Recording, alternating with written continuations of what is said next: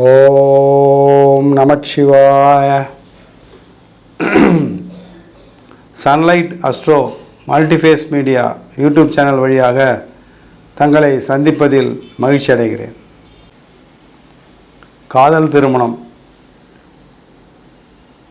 அனைவரும் திருமணம் எனும் வாழ்க்கையில் இணைகின்றனர், வாழ்க்கையில் வெற்றி பெறுகின்றனர், வாழ்க்கையை நடத்துகின்றனர். திருமண வாழ்க்கையை பொறுத்தவரையில் அதில் ரிஷபராசிக்காரர்களுக்கு காதல் திருமணம் எவ்வாறு இருக்கும், அவர் வாழ்க்கையில் காதல் திருமணம் எந்த வகையில் பங்களிக்கிறது, எவ்வாறு வெற்றி பெறுகிறது, அவர்கள் ஒருவேளை காதல் திருமணத்தில் ஈடுபட்டார்களானால் அந்த திருமணம் எந்த அளவு வெற்றி அளிக்கிறது, சந்தோஷத்தை கொடுக்கிறது, காதல் திருமணம் வெற்றி அடைகிறதா இல்லையா என்பதை பற்றி பார்ப்போம். முதலில் ரிஷபராசிக்காரர்களுக்கு ராசியாதிபதி என்று எடுத்துக்கொண்டோமானால் சுக்கிரன், மனோகாரகனாகிய சந்திரன் 3ஆம் அதிபதி ஆகிறார். அந்த 3ஆம் அதிபதி ஜென்ம ராசியில் உச்சமடைகிறார். ராசியாதிபதி சுக்கிரன், திருமண வாழ்க்கைக்கு அதிகாரி சுக்கிரன். அதே வேளையில் மனோகாரகன், மனதுக்கு அதிபதி சந்திரன். அவன் ரிஷபராசிக்கு தைரிய வீரிய ஸ்தானமாகிய 3ஆம் அதிபதி ஆகிறார். அப்பேற்பட்ட 3ஆம் அதிபதி ரிஷபராசிக்காரர்களுக்கு ஜென்மராசியில் உச்சமடைகிறார். இது இரண்டாவது விஷயம்.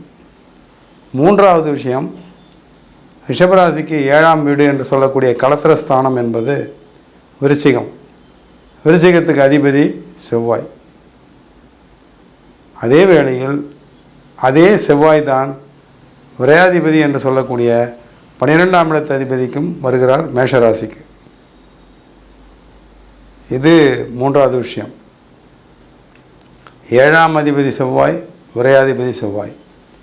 ராசியாதிபதி சுக்கிரன், 6ஆம் அதிபதி சுக்கிரன். அதாவது ரிஷபராசிக்கு 6ஆம் வீடு துலாம். அந்த துலாமுக்கு அதிபதி சுக்கிரன். ராசியாதிபதியும் சுக்கிரன் ஆகிறார். ருணரோக சத்துருஸ்தானம் என்று சொல்லக்கூடிய 6ஆம் வீட்டுக்கு அதிபதியும் சுக்கிரன் ஆகிறார். இங்கு தான் இருக்கிறது சூட்சமம். மனோகாரகனானிய சந்திரன் ஜென்மராசியில் உச்சமடைகிறார். ஒரு காதல் மலர வேண்டுமென்றால் இருவருக்கும், ஒரு ஆண் பெண் இருவருக்கும் காதல் மலர வேண்டுமென்றால் சுக்கிரன், செவ்வாய், சந்திரன் இந்த 3 கிரகங்களும் ஒத்துழைக்க வேண்டும். அந்த வகையில் ரிஷபராசிக்காரர்களுக்கு மிக பொருத்தமாக இந்த கிரகநிலைகள் காலபுருஷ தத்துவப்படி 2ஆம் ராசி, அதிலும் சுக்கிரன் ராசியாதிபதியாக வந்து இந்த 3 கிரகங்களும் ஒத்துழைப்பு தருகின்றன. எனவே ஒரு ரிஷபராசிக்காரருடைய வாழ்க்கையில் பார்த்தீர்களானால் நிறைய காதல் அனுபவங்களை தாண்டித்தான் வந்திருப்பார், சந்தேகமே இல்லை. 100க்கு 100% உள்ள ரிஷபராசிக்காரர்கள் அனைவருமே, அது ஆண்களாக இருந்தாலும் சரி பெண்களாக இருந்தாலும் சரி, கண்டிப்பாக அவர்கள் காதல் வாழ்க்கையை தாண்டித்தான் வந்திருப்பார்கள். காதல் வாழ்க்கையினுடைய அனுபவத்தை பெற்றுத்தான் அவர்கள் வந்திருப்பார்கள். காதலில் வெற்றி பெறுகிறார்களோ இல்லையோ அது இரண்டாவது விஷயம். ஆனால் காதல் அனுபவம் என்பது கண்டிப்பாக இருந்திருக்கும் ரிஷபராசிக்காரர்களுக்கு 100%. அது ஆண்களாக இருந்தாலும் பெண்களாக இருந்தாலும் சரி. இதில் அந்த அப்பேற்பட்ட காதல் மலரும்போது அவர்கள் அந்த காதல் வாழ்க்கையில் வெற்றி பெறுகிறார்களா என்பது தான் கேள்விக்குறி. அந்த வகையில் பார்த்தோமானால் ரிஷபராசிக்காரர்களுக்கு கிட்டத்தட்ட 75% காதலில் வெற்றி பெறுகிறார்கள். ஆனால் காதலில் வெற்றி பெறுகிறார்களே தவிர கிட்டத்தட்ட 75%லிருந்து 80%க்கு மேல் அவர்கள் திருமணம் வரை செல்வதில்லை. அவர்களுடைய காதல் ஒரு 80% வரையில் திருமணம் வரை செல்வதில்லை. அதற்கு முன்னமேயே அது துண்டிக்கப்படுகிறது. அதற்கு காரணம் 1000 காரணங்கள் இருக்கலாம். ஒருவேளை இவருடைய சந்தர்ப்ப சூழ்நிலை ஒத்துழைக்காமல் இருக்கலாம். ஒருவேளை இவர் வருமானம் இல்லாமல் இருக்கலாம். ஒருவேளை இவருக்கு ஒரு அக்கா இருக்கலாம், 2 அக்கா இருக்கலாம், ஒரு தங்கச்சி இருக்கலாம். இவர் திருமணம் செய்யாமல் இருக்கலாம். பெண்ணாக இருந்தால் வீட்டுக்கு மூத்த பெண்ணாக இருக்கலாம், இவருக்கு பிறகு 2 தங்கை இருக்கலாம். இது போன்ற சந்தர்ப்ப சூழ்நிலைகள் ஏகப்பட்டது இருக்கிறது ரிஷபராசிக்காரர்களுக்கு. இருந்தாலும் பிற ராசிக்காரர்களை விட ரிஷபராசிக்காரர்களை பொறுத்தவரையில் அவர்கள் சந்தர்ப்ப சூழ்நிலைகள் ஒத்து வந்து காதலில் ஈடுபட்டு காதல் வெற்றி பெற்றால் கூட அவர்கள் கிட்டத்தட்ட ஒரு 80% வரையில் காதல் ஈடுபட்டவர்கள் திருமணம் வரை செல்வதில்லை, தோல்வியடைந்து விடுகிறார்கள். ஏதோ ஒரு காரணத்தினால் பிரிந்து விடுகிறார்கள். பெரியோர்கள் ஏற்பாடு செய்யக்கூடிய திருமணத்தை தான் நடத்தி கொண்டு வருகிறார்கள், கிட்டத்தட்ட 80% மேல். இது ஒரு விஷயம். இரண்டாவதாக, ஒருவேளை காதலில் வெற்றி பெற்று காதல் திருமணம் வரை சென்று வாழ்க்கையில் ஈடுபட்டு பிள்ளைகளை பெற்று வளர்த்து வந்தார்களேனால் கூட அந்த காதல்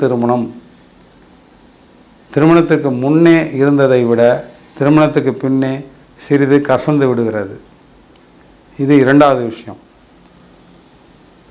மூன்றாவதாக நான் சொல்லிக்கொள்வது என்னவென்றால், அனைத்து ரிஷபராசிக்காரர்களுக்கும் என்னதான் காதலில் வெற்றி பெற்றால் கூட திருமணம் வரை சென்றால் கூட வாழ்க்கையில் அவர்கள் சந்தோஷத்தை அனுபவிப்பதே இல்லை. இதுதான் உண்மை. 90% மேல் 95% மேல் அவர்கள் காதல் திருமணத்தில் கூட காதல் வெற்றி பெற்று திருமணத்தில் ஈடுபட்டால் கூட அந்த திருமண வாழ்க்கையில் அவர்கள் சோபிப்பதில்லை, அவர்கள் சந்தோஷம் பெறுவதில்லை. சரி, இதற்கெல்லாம் ஒரு மூல காரணம் இருக்க வேண்டும் அல்லவா? காலபுருஷ தத்துவப்படி மேஷராசிக்கு அடுத்த ராசி, 2வது ராசி ரிஷபராசி. சொல்லப்போனால் ரிஷபராசிக்கு அதிபதி சுக்கிரன், 7ஆம் அதிபதி செவ்வாய், மனோகாரகன் சந்திரன் உச்சம். இதை விட என்ன வேண்டும்? ஆனால் அவர்கள் மனதளவில் நிறைவடைவதில்லை, மனதளவில் சந்தோஷம் பெறுவதில்லை, மனதளவில் தன்னுடைய காதல் மனைவியாக இருந்தால் கூட திருமணத்துக்கு பிறகு 1-2 ஆண்டுகளுக்கு பிறகு மிகவும் மனம் துயரத்திலோ மனக்கசப்பிலோ தான் வாழ்க்கை நடத்தி கொண்டிருக்கிறார்கள். இதற்கெல்லாம் என்ன மூல காரணம் என்று பார்த்தோமானால் இருக்கிறது. ஜோதிட சாஸ்திரத்தில் எதுவும் பொய்யாவதில்லை. காலபுருஷ தத்துவப்படி 2ஆம் ராசி என்று சொல்லக்கூடிய ரிஷப ராசிக்கு ராசியாதிபதி சுக்கிரன், 6ஆம் அதிபதி சுக்கிரன், ருண ரோக சத்துருஸ்தானத்துக்கு அதிபதியும் சுக்கிரன். அதை கவனிக்க வேண்டும். சண்டை சச்சரவு. அப்பொழுது சுக்கிரன் 2 போர்ட்ஃபோலியோ 2 இடத்தை ஆக்கிரமித்துக் கொள்கிறார். அதில் ஒரு இடம் அசுபஸ்தானம், 6ஆம் இடம் அசுபஸ்தானம். இது ஒரு விஷயம். இரண்டாவதாக, இவருக்கு வாய்க்கக்கூடிய வாழ்க்கை துணைவர் ஜென்ம ராசிக்கு 7ஆம் அதிபதி என்று சொல்லக்கூடிய விருச்சிகத்துக்கு அதிபதி செவ்வாய். அந்த செவ்வாய் 7ஆம் அதிபதியாக வருவது போற்றத்தக்கது. ஆனால் அதே செவ்வாய் ரிஷபராசிக்கு 12ஆம் இடம் என்று சொல்லக்கூடிய விரயஸ்தானத்துக்கும் அதிபதி ஆகிறார். விரயம் என்றால் என்ன? 12ஆம் இடம். 12ஆம் இடம் ஒரு மறைவு ஸ்தானம். அந்த மறைவு ஸ்தானத்திற்கும் அதிபதி ஆகிறார் செவ்வாய். ஒரு 50% அதிலும் மைனஸ் பாயிண்ட். விரயஸ்தானம் என்றால் என்ன? ட்ரபிள்ஸ், இல்னஸ், லாஸ், தொல்லைகள், விரயங்கள், உடல் பலகீனம். இந்த 3த்துக்கும் அதிபதி 12ஆம் இடம். அந்த இடத்திற்கு அதிபதி செவ்வாயாக வருவதால் என்னதான் காதலிக்கும் போது அந்த மனைவியாக போகிறவள் மிகவும் அருமையான பார்ட்னர், மிகவும் அன்புக்குரியவர் என்று நினைத்தால் கூட திருமணத்திற்கு பிறகு அவரே கூட இவருடைய மனதிற்கு ஏற்றவாறு நடப்பதில்லை, நடந்து கொள்வதில்லை, அல்லது அவருக்கு ஏற்றவாறு இவரால் நடந்து கொள்ள முடிவதில்லை. இதில் 2இல் ஏதாவது ஒரு வகையில் இவர்கள் தள்ளப்பட்டு விடுகிறார்கள். இது செவ்வாயுடைய விஷயம்.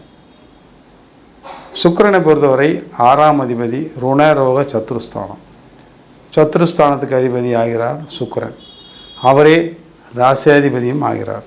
அதில் 6ஆம் இடம் என்று கூடிய மறைவு ஸ்தானத்தின் அதிபதி ஆகுவதால் அதிலும் பாதி அளவு பலம் குறைந்து விடுகிறது. செவ்வாய்க்கும் பாதி பலம் குறைந்து விடுகிறது, சுக்கிரனுக்கும் பாதி பலம் குறைந்து விடுகிறது. மூன்றாவதாக, மிக முக்கியமான கோள் என்று சொல்லக்கூடிய மனதிற்கு அதிகாரி என்று சொல்லக்கூடிய சந்திரன் 3ஆம் அதிபதி ஆகிறார். 3ஆம் அதிபதி கூட ஒரு வகையில் மறைவு ஸ்தானம்தான். அப்பேற்பட்ட மறைவு ஸ்தானாதிபதியான சந்திரன், மனோகாரனாகிய சந்திரன் ஜென்மராசியில் உச்சமடைகிறார். தைரியமானவர்கள் தான் ரிஷபராசிக்காரர்கள், தைரியமானவர்கள், அதில் சந்தேகமில்லை.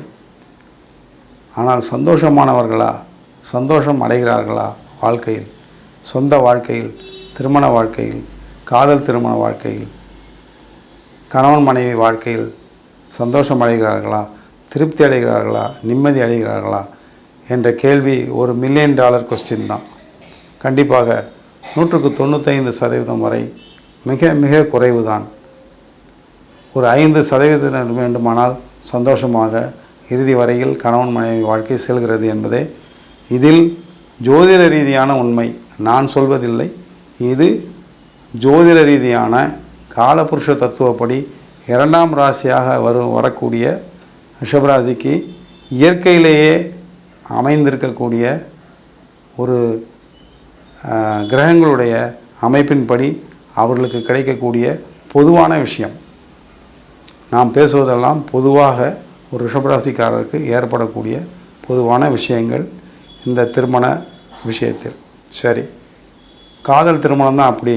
சரி, பெரியோர்களால் நிச்சயிக்கப்பட்ட திருமணம் வெற்றி அடைகிறதா என்றால் என்னை பொறுத்தவரை ஓரளவு பரவாயில்லை. காதல் திருமணத்தை விட பெற்றோர்களால் ஏற்பாடு செய்து முடிக்கக்கூடிய ஒரு திருமணம் ஓரளவு பரவாயில்லை.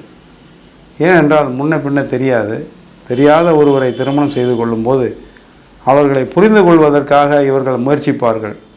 அதில் ஓரளவு ரிஷபராசிக்காரர்கள் வெற்றி அடைவார்கள். ஏனெனில் மனோகாரகனாகிய சந்திரன் ஜென்மராசியில் உச்சமடைவதால் மனோரீதியாக இவர்கள் சற்று பலமானவர்கள். எனவே இவர்களுக்கு அமையக்கூடிய வாழ்க்கை துணைவரை புரிந்து கொள்வதில் சற்று முயற்சி செய்வார்கள். அவ்வாறு முயற்சி செய்து 4-5 வருடங்கள் சென்றுவிடும். அவ்வாறு செய்யும்போது ஓரளவு புரிந்து கொள்வார்கள். வாழ்க்கை இனிதாகிவிடும். ஓரளவு பரவாயில்லை. எனவே இந்த பதிவிலிருந்து நான் சொல்வது என்னவென்றால், பொதுவாக அனைத்து ரிஷபராசிக்காரர்களுக்கும் காதல் திருமணத்தை விட பெரியோர்களால் ஏற்பாடு செய்யக்கூடிய திருமணமே ஓரளவு தங்களுக்கு சாதகமாக இருக்கிறது என்பதே இந்த ரிஷபராசிக்காரருடைய ஜோதிட உண்மை. நான் சொல்வதல்ல, ஜோதிடத்தில் ஒளிந்து கொண்டிருக்கக்கூடிய உண்மை. எனவே இதை பார்த்து கொண்டிருக்கக்கூடிய ரிஷபராசிக்காரர்கள், அவர்கள் ஆண்களாக இருந்தாலும் பெண்களாக இருந்தாலும், திருமணம் ஆனவர்களாக இருந்தாலும் திருமணம் ஆகாதவர்களாக இருந்தாலும், காதலில் ஈடுபட்டிருந்தாலும் ஈடுபடாவிட்டாலும், தங்களுடைய திருமண வாழ்க்கை இப்படித்தான் இருக்கும் என்பது ஓரளவு யூகித்து கொண்டு தங்களுடைய சுய ஜாதகத்தையும் பரிசீலித்து கொள்ளுங்கள். பரிசீலித்து கொண்டு பயனடையுங்கள் என்பதை இதன் மூலம் கேட்டுக்கொள்கிறேன். நன்றி, வணக்கம். சன்லைட் அஸ்ட்ரோ சேனலுக்கு லைக் பண்ணுங்கள், ஷேர் பண்ணுங்கள், சப்ஸ்கிரைப் பண்ணுங்கள், பெல் ஐக்கானை கிளிக் பண்ணுங்கள். அப்போ தான் நாங்கள் போடுற எல்லா வீடியோஸும் உங்களுக்கு நோட்டிஃபிகேஷன்ஸாக வரும்.